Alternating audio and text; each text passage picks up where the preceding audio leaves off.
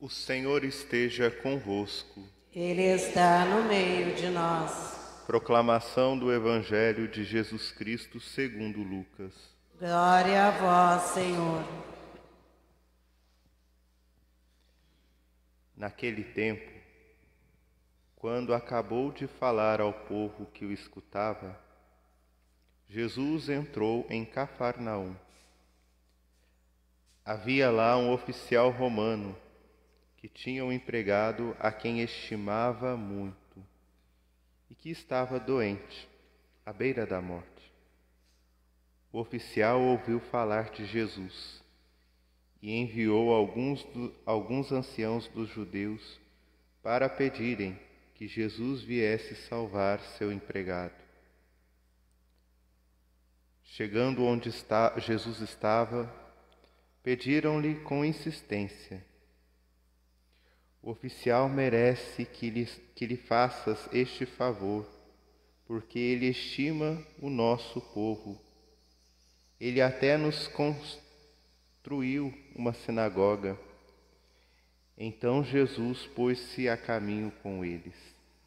Porém, quando já estava perto da casa, o oficial mandou alguns amigos dizerem a Jesus: Senhor, não te incomodes, pois não sou digno de que entres em minha casa. Nem mesmo me achei digno de ir pessoalmente ao teu encontro. Mas ordena com a tua palavra, e o meu empregado ficará curado. Eu também estou debaixo de autoridade, mas tenho soldados que obedecem às minhas ordens. Se ordeno a um, vai, ele vai, e a outro, vem, ele vem. E ao meu empregado fazer isto, ele o faz. Ouvindo isso, Jesus ficou admirado. Virou-se para a multidão que o seguia e disse: Eu vos declaro que nem mesmo em Israel encontrei tamanha fé. Os mensageiros voltaram para a casa do oficial e encontraram o empregado em perfeita saúde. Palavra da salvação. Glória a vós, Senhor. Podemos nos sentar.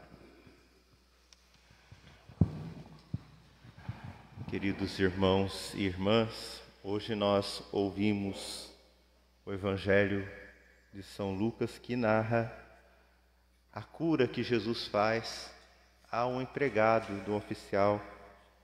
E Jesus vai até a casa deste oficial, só que este oficial diz ao Senhor: Senhor, eu não sou digno de que o Senhor entre em minha casa, mas eu sei que se o Senhor disser uma palavra, o meu empregado vai ficar curado.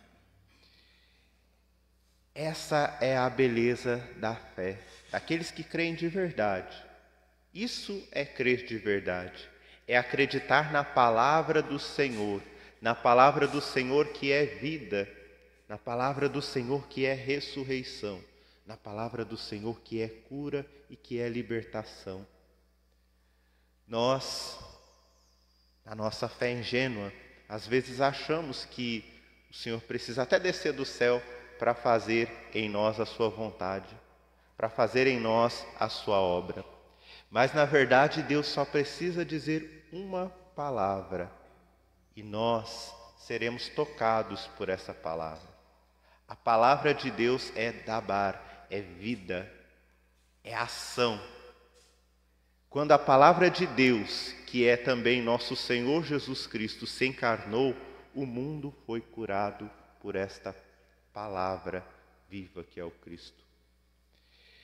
E o Cristo, na sua ação terrena, ele muitas vezes não precisou nem tocar nas pessoas, mas pela sua palavra as pessoas foram curadas. Pela palavra do Cristo, as pessoas foram tocadas, foram libertadas. Quantas vezes Jesus expulsou demônios sem mesmo falar, fazer grandes orações, mas dizer apenas uma palavra, e aqueles que estavam possessos eram libertados pela palavra do Senhor. Queridos irmãos e irmãs, este mês nós vivemos o mês da palavra de Deus. A palavra de Deus não é meramente um livro escrito, mas é o seu Filho, o ungido, o Messias, que veio habitar neste mundo. É lógico que, diante de toda a ocasião, nós somos convidados a meditar a palavra escrita, mas nós somos muito mais convidados a viver a palavra divina, a viver uma vida nessa palavra que é a palavra de Deus encarnada, o seu Filho Jesus Cristo. Quando nós vivemos na palavra de Deus, tudo o que nós pedimos a Deus não precisa de grande exaltação, mas só de uma palavrinha, só de um instantezinho da fala do Senhor, através das Sagradas Escrituras, sobretudo, e nós somos curados pela palavra.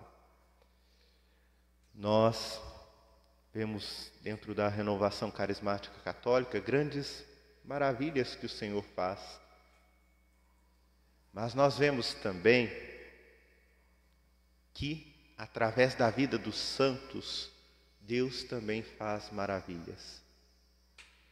Quantas maravilhas Deus fez através de santos que mal falavam, mal se expressavam, mas Deus, através da vida deles, que era uma vida toda vivida na palavra, realizava grandes feitos na vida do seu povo. Nós podemos citar tantos santos, os gestos de Santa Teresinha, os gestos de Padre Pio, tudo isso provocava no povo curas, provocava no povo libertações. Nós sempre ouvimos falar de Padre Pio, aquele santo carismático que no confessionário ou se convertia ou não se convertia, né? Mas a verdade é que Padre Pio vivia a palavra de Deus. Padre Pio tocava a palavra e transmitia aquela palavra. Este é o grande sentido da santidade, nós sermos canais dessa palavra que é viva, que é eficaz, que é cortante e penetrante, como diz o Salmo, como espada de dois gumes. A palavra de Deus, ela, quando lançada, corta as nossas feridas, sara as nossas feridas, cura as nossas dores. E a palavra de Deus é tão eficaz que a palavra de Deus transformou o pão em corpo e o sangue, ou melhor, o vinho em sangue.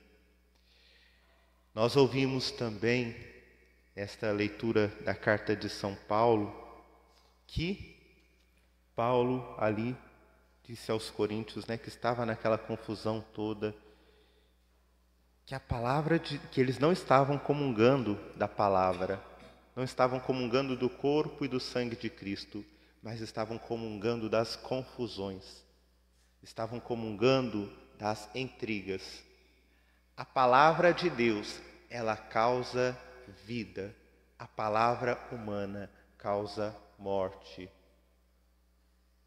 Os que acorreram a Jesus e disseram: Senhor, fale uma só palavra e meu empregado ficará curado, esses receberam da parte do Cristo a cura. Agora, aqueles que chegaram discutindo, esses só provocaram divisão na comunidade.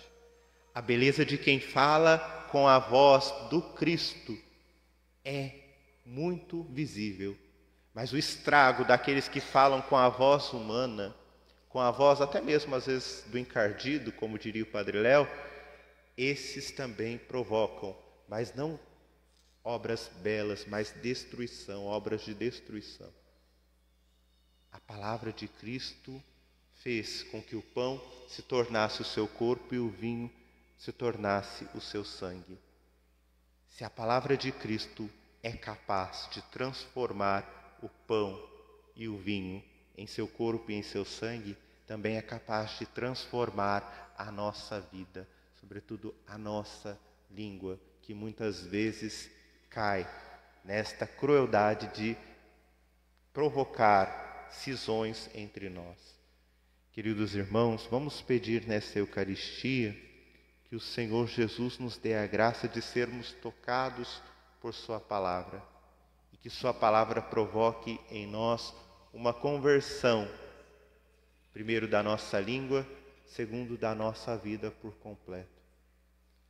Louvado seja nosso Senhor Jesus Cristo. Seja louvado.